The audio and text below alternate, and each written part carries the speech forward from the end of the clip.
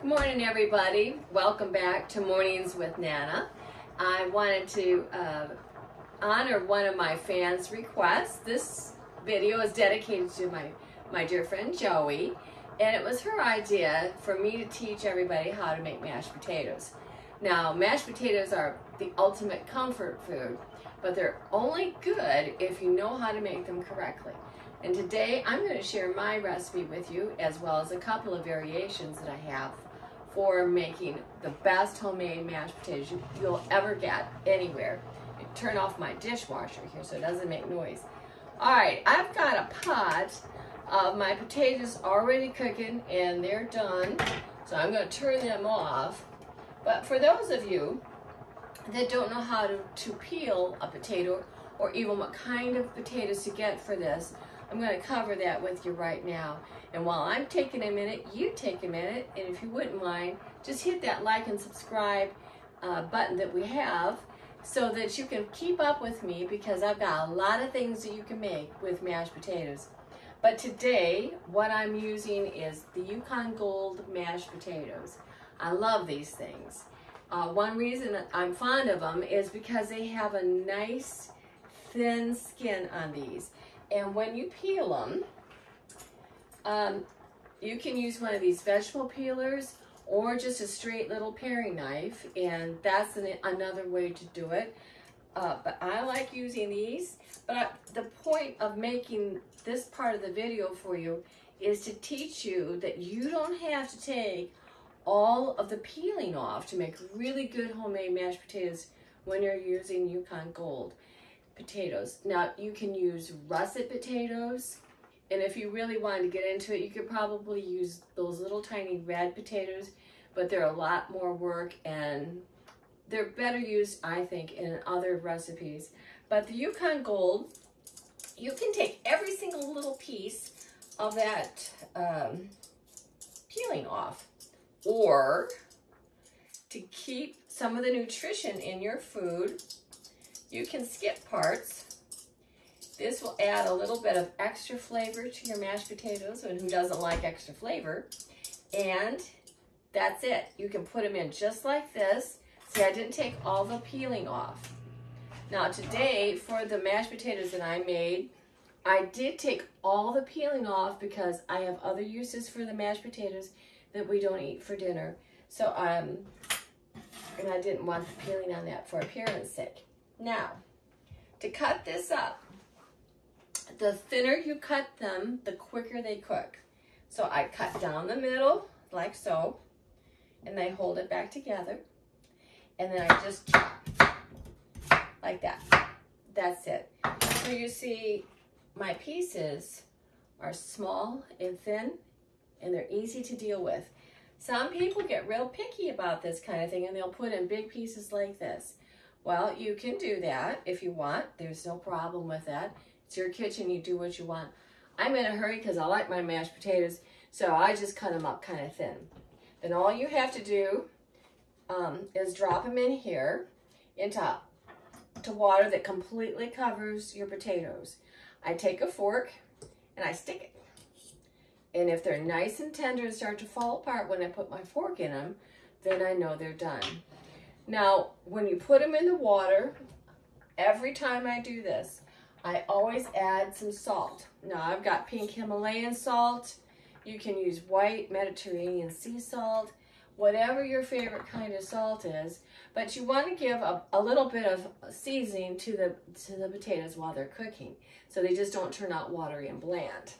We're going to add more flavor to them, but, you know, give them a little push. So take them over to your stove, your sink rather, and just drain them out. And you need to get all the water out of these things. Well, we're not using water as an ingredient. Okay. Then I put them back in my pot. Why worry with another dish? And then some of you have mixers that you use. I don't like electrical appliances in my kitchen. And then you just start mashing these babies up, so they're nice and homogenized, blended, and smooth. Now, see what I've got here? I've got chunks. And after you get going, you think, oh gosh, Nana, those are dry. You don't want to eat that. Of course you don't want to eat that. So what I do is I take and I add some milk to it. There is no measurement on this. Don't hold me to measurements. You put in what amount of milk for your potatoes to make it creamy. Now, I probably have, oh, see how I do this? See how it starts to get creamy? I probably have about 10 Yukon Gold in here.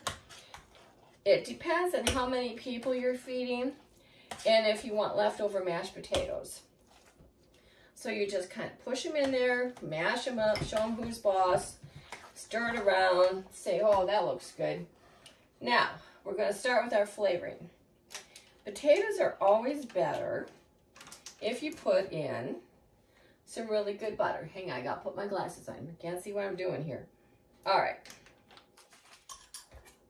So I kind of throw in, half a stick of butter, I think is a good measurement for you. Throw that in there. And then I like to add a little bit of powdered garlic, because who doesn't love that? I figure as you're stirring this, you might as well stir it once instead of after every ingredient. I put in a little bit more salt in my potatoes because we want it nice and yummy. And let's see, I'm going to give it a sprig of pepper. Basically, you put in whatever you like. If you want to take a walk on the wild side and your crew likes it, I've got this. And this is Creole seasoning. I got it at Sam's Warehouse. This stuff rocks in mashed potatoes. You really ought to give this a try because it has a nice deep level of flavor that you don't normally get in it. Now, if you wanted to, you can add Parmesan cheese. No big deal. It adds a nice little bit of flavor. It's depending on what you like.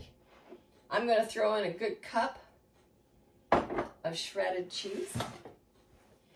And this is my favorite ingredient to put in my mashed potatoes. I'm going to put in, I don't know how much that is. You just put in what you like. I'm putting in some sour cream. So you go ahead and you mash this up and you blend it all in. Stir it really good. And you will have the best pot of mashed potatoes you've ever had. This is so good, it would make the saints cry. And that's what you're looking for. Now, I'm just kind of going easy on you because you're learning how to make mashed potatoes. If I wasn't going to use this for anything else, the one thing I would put in here, and you'll never believe this, is I would take a cabbage head. You know, you saw my other videos, there's things to use your cabbage for.